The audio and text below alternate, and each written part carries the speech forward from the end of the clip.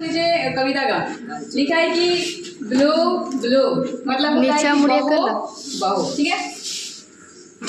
दाओ मतलब तुम, विंटर में मतलब ठंडी हवाएं। ये जो है विलियम शेक्सपियर ने कहा है, हवाओं को कहा है कि तुम बहो, ठीक है, तुम रुको मत। ये चैप्टर लिखा किस पे है पहले ये सुन लीजिए। ये टोटली होल चैप्टर जो है वो लिखा गया है एक आदमी की कृतज्ञता पे। जैसे क्या होता है ना कि हम अगर किसी को उपकार कर देते हैं, किसी का हेल्प कर देते हैं, तो बाद में वो भूल जाता है, हमारी की हुई हेल्प को वो याद नहीं रखता है, उल्टा हमें ही सुना देता है, ठीक है।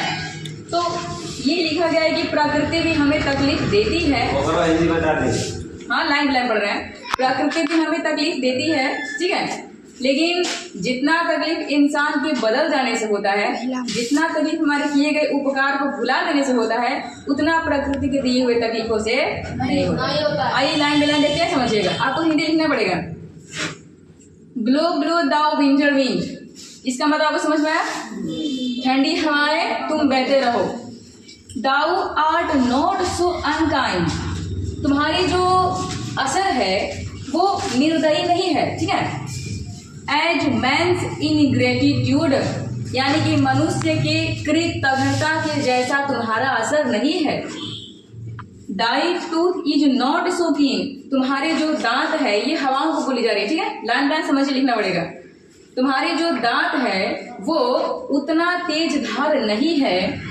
Because thou are not so seen, क्योंकि तुम हमें दिखाई नहीं देते हो। अच्छा, एक बात बताइए कि मान लीजिए कि हम रास्ता में जा रहे हैं और कोई, मान लीजिए कोई गाली देके चल गया, ठीक है, तो अगर कोई एक दिन गाली देके चल गया और दोबारा हम कभी को दिखा ही नहीं, तो फिर हमको तकलीफ होगा।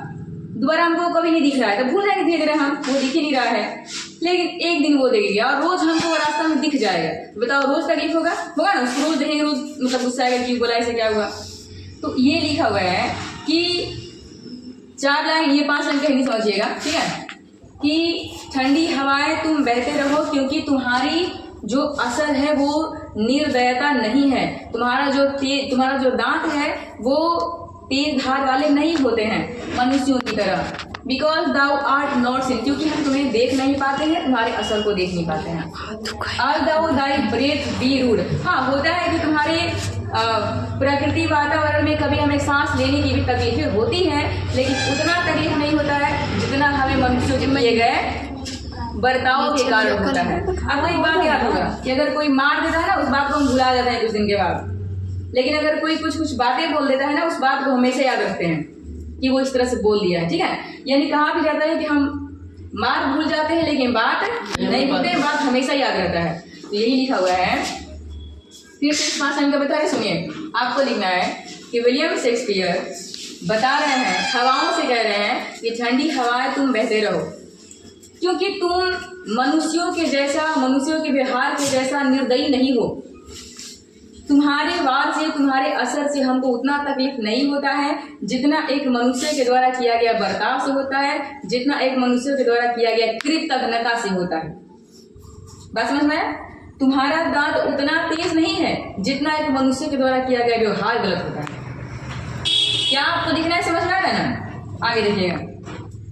High ho sing, heigh ho unto the green holly, most friendship is springing, most loving more folly. कहने का मतलब यह है कि जिस प्रकार से हरी भरी हरियाली हर जगह खिली रहती है तो देखने में काफी मनमोहक लगता है, उसी प्रकार से जब दोस्त मित्र हम लोग एक साथ रहते हैं तो हमारी मित्रता बनी रहती है और वो काफी हमें देखने में अच्छा लगता है।